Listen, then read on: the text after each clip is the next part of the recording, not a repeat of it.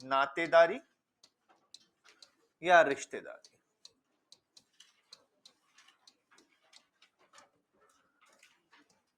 अब ये आपके लिए एक जरूरी टॉपिक है, यहां से प्रश्न पूछे जाते हैं।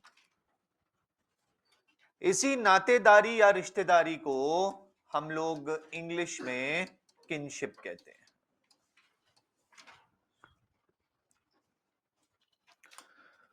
तो जब हम लोग नातेदारी या रिश्तेदारी की बात करते हैं तो पहली बात तो किसी भी मनुष्य के जीवन में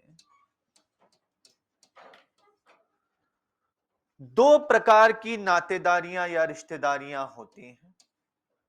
सबसे पहली जो उसके रक्त संबंधी होते हैं,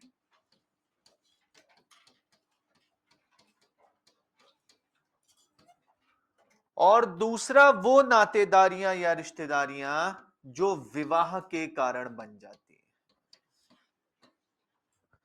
यानी कि एक तो मनुष्य का अपना स्वयं का परिवार होता है और एक वह परिवार होता है जो विवाह के कारण बन जाता है। अब जब हम लोग नातेदारी या फिर रिश्तेदारी के बारे में बात कर रहे हैं तो हमें दोनों के दोनों दृष्टिकोणों के बारे में समझना पड़ेगा। हमें विवाह से बनने वाला जो परिवार है उसके बारे में भी समझना पड़ेगा और हमें जो रक्त संबंधियों वाला परिवार है उसके बारे में भी समझना पड़ेगा। तो इसीलिए जो नातेदारी या रिश्तेदारी है वो दो भागों में विभाजित है। सबसे पहले हम लोग इसमें विवाह के बारे में बात करेंगे और फिर हम लोग इसमें परिवार या फिर रक्त संबंधों के बारे में बात करेंगे। तो ये हमारा आज का टॉपिक रहेगा, ये हमारा कल का टॉपिक रहेगा। अब जब हम लोग भारतीय समाज की बात करते हैं तो भारतीय समाज में हमेशा रिश्तों को अत्यधिक महत्व दिया गया है। रिश्तों का महत्व अधिक रहा है। ऐसा इस वजह से हुआ है क्योंकि ऐतिहासिक तौर पर भारत की भूमि पर जब भी मानवीय बस्तियां बनी हैं तो इन मानवीय बस्तियों में हमेशा जो रिश्तेदार या नातेदार हैं उन्होंने ही एक ही जगह पर अपना निवास दिखाया है। यानी कि अगर ये एक मानवीय बस्ती है तो इस मानवीय बस्ती में ज्यादातर लोग जो हैं वो आपस में रिश्तेदार रहते हैं या नातेदार रहते हैं। और इसीलिए भारत में प्रत्येक गांव में अधिकतर लोग जो हैं वो रिश्तेदारी में आ जाते हैं। इसीलिए भारत में एक कहावत काफी ज्यादा प्रचलित है कि भारत में एक बच्चे को सिर्फ परिवार नहीं पूरा का पूरा गांव पालता है, क्योंकि हर एक गांव में ज्यादातर लोग आपस में रिश्तेदारी में आते हैं और इसी कारणवश सभी लोगों की एक दूसरे के ऊपर अत्यधिक निर्भरता रहती है और इसी निर्भरता के कारण सब लोग अपने रिश्ते बना के रखना चाहते हैं और इन्हीं रिश्तों की वजह से हम लोगों को समाज में नातेदारी या रिश्तेदारी का अधिक महत्व देखने को मिलता है।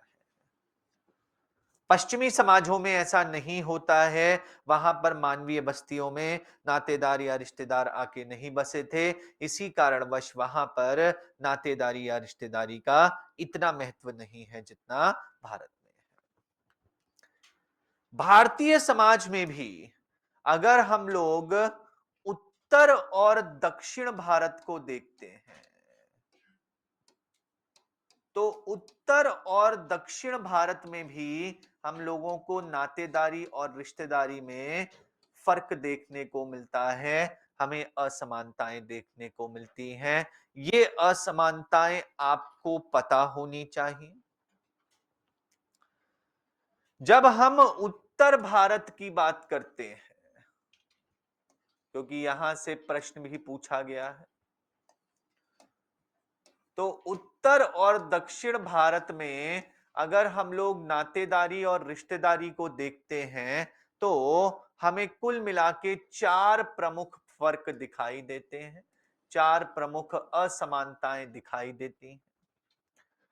पहली असमानता हमें यह देखने को मिलती है कि उत्तर भारत में ज्यादातर जितने भी परिवार होते हैं, वो सारे के सारे परिवार पितृवंशीय होते हैं, यानी कि पिता के नाम को अपने नाम के आगे लगाया जाता है और जो सबसे बड़ा बेटा है उसी को परिवार का मुखिया माना जाता है।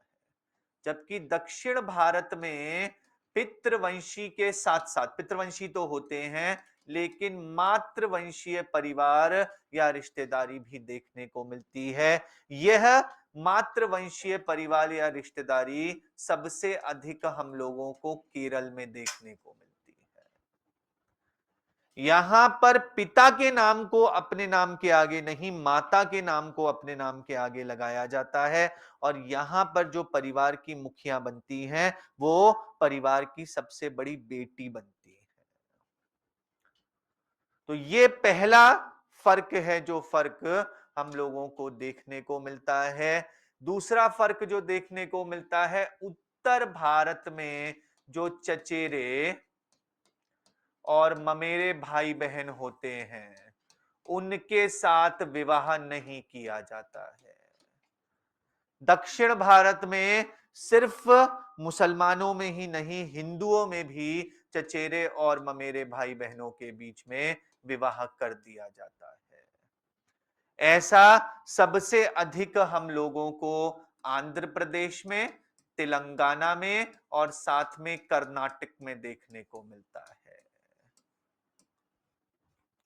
आंध्र प्रदेश, तेलंगाना और कर्नाटक में जो चचेरे और मेरे भाई बहन हैं उनके बीच में विवाह हो जाता है।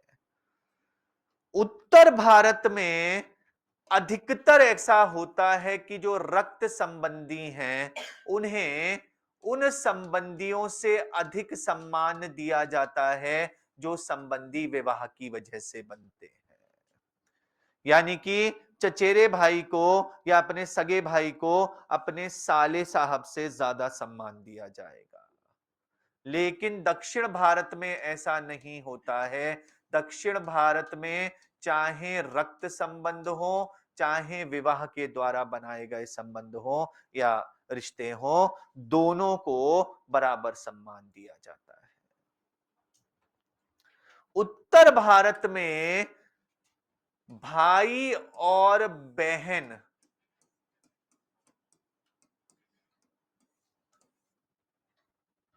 के बच्चों के लिए अलग अलग नाम होते हैं, जिसे हम लोग भतीजे और भांजियां कहते हैं। लेकिन दक्षिण भारत में भाई और बहन के बच्चों में कोई फर्क नहीं किया जाता है, दोनों को एक ही नाम से बुलाया जाता है। ऐसे ही उत्तर भारत में जो चचेरे रिश्तेदार हैं और ममेरे रिश्तेदार हैं उनके लिए अलग अलग नाम होते हैं। यानी कि हम पिताजी के भाई को चाचा बोलते हैं और माताजी के भाई को मामा बोलते हैं, लेकिन दक्षिण भारत में ऐसी कोई असमानता नहीं होती है। दक्षिण भारत में जैसे इंग्लिश में होता है ना कि चाहे चाचा है चाहे मामा है उन दोनों को अंकल ही बोला जाता है, वैसे ही दक्षिण भारत में भी माता की तरफ के जो रिश्तेदार हैं और पिता की तरफ के जो रिश्तेदार हैं उनमें कोई फर्क नहीं किया जाता है, और ऐसे ही भाई के जो बच्चे हैं और बहन के जो बच्चे हैं उनमें कोई फर्क नहीं किया जाता है।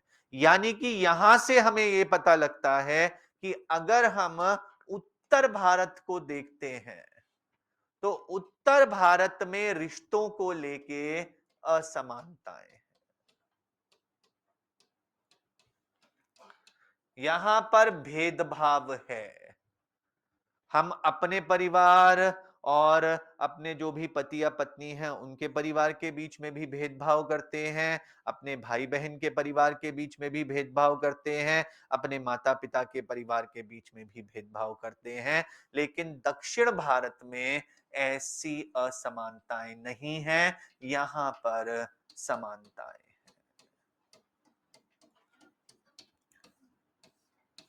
इसलिए बहुत जगहों पर जो समाज शास्त्री हैं वो इस बात से सहमत हैं कि दक्षिण भारत का जो समाज है वो उत्तर भारत के समाज से अधिक घनिष्ठ है, यहां पर अधिक एकता है।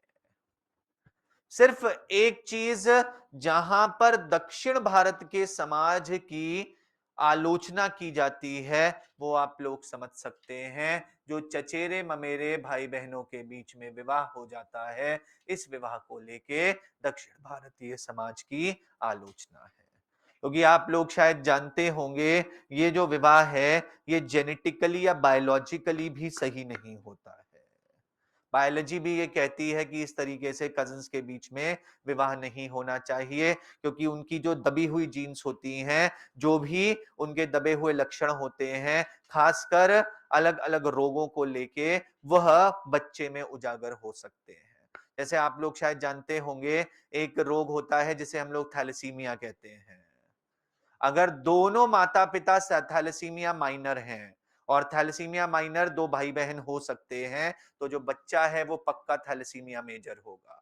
ऐसे ही और भी रोग हैं जो इस तरीके से उजागर हो जाते हैं, इसलिए इस प्रकार के विवाह को जैविक रूप से भी सही नहीं माना जाता है।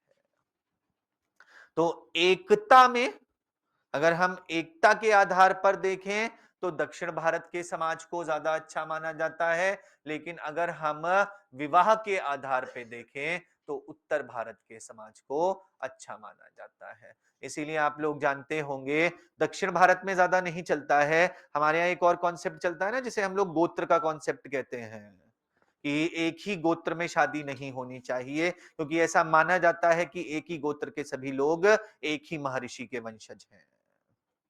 तो ये हमारी कुछ असमानताएं हैं, जो असमानताएं हमें उत्तरी और दक्षिणी भारत के समाज में रिश्तेदारी या नातेदारी को लेके देखने को मिलती है। इसके ऊपर प्रश्न पूछा गया है, इसके बारे में प्लीज याद रखिएगा। अगर डायरेक्ट प्रश्न नहीं भी पूछा जाएगा तो कहीं पर इससे संबंधित कोई बात आपको लिखने को आ सकती है।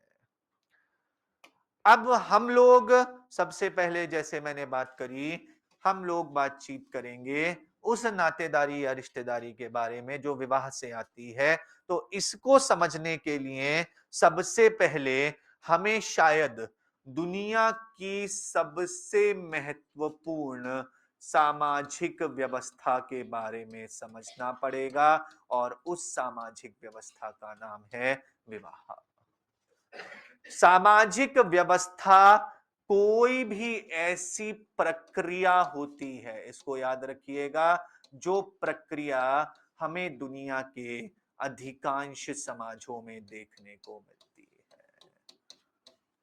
दुनिया के अधिकांश समाज हमें एक प्रक्रिया दिखाते हैं और इसी प्रक्रिया को हम लोग क्या कहते हैं? विवाह कहते हैं। अब जब हम लोग विवाह की बात करते हैं तो विवाह में सबसे पहले हमें यह पता होना चाहिए कि विवाह की परिभाषा क्या होती है। सामाजिक तौर पे अगर हम लोग विवाह की बात करते हैं तो जैसा मैं कह रहा था अभी पीछे भी, विवाह बेटा एक सामाजिक व्यवस्था है।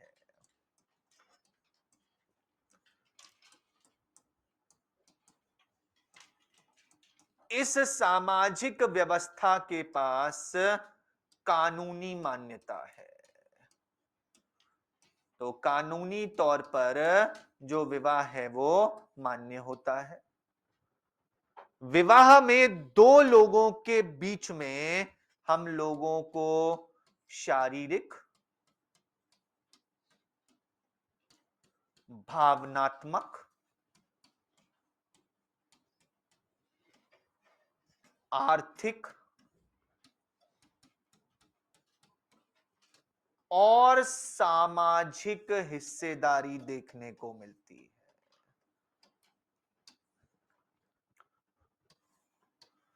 यानी कि दो लोग आपस में हिस्सेदारी रखते हैं। ये हिस्सेदारी शारीरिक होती है, भावनात्मक होती है, आर्थिक होती है और सामाजिक होती है। सामाजिक हिस्सेदारी का यहां पर तात्पर्य ये है कि समाज में इन दोनों को एक ही समझा जाता है। जैसे विवाह के बाद अगर कोई भी सामाजिक जिसे कहते हैं कार्यक्रम है, तो उसमें आपको अपने पति या पत्नी के साथ जाना अनिवार्य होता है, आप अकेले नहीं जा सकते हैं। आर्थिक तौर पर दोनों हिस्सेदारी रखते हैं कि दोनों एक दूसरे का आर्थिक तौर पर सपोर्ट करते हैं, भावनात्मक एक दूसरे के साथ अपनी भावनाएं शेयर करते हैं, अपनी भावनाएं बांटते हैं। तो इस तरीके की हिस्सेदारी विवाह में चलती रहती है। तो अगर आपको कहीं पर भी विवाह की परिभाषा लिखनी है, तो उसमें आप लोग लिखेंगे, जब डिक्टेशन में मैं लिखवा दूंगा कि विवाह एक सामाजिक व्यवस्था है जो हमें विश्व के अधिकांश समाजों में देखने को मिलती है। इस व्यवस्था को कानूनी मान्यता प्राप्त है और इस व्यवस्था में दो लोगों के बीच में शारीरिक, भावनात्मक, आर्थिक और सामाजिक हिस्सेदारी होती है। तो ये परिभाषा है जो परिभाषा हमें विवाह की देखने को मिल जाती है। अब जब हम विवाह की बात करते हैं, तो विवाह हालांकि एक सामाजिक व्यवस्था है, लेकिन अलग अलग धर्मों में विवाह का जो भी मायने हैं वो मायने अलग अलग हैं।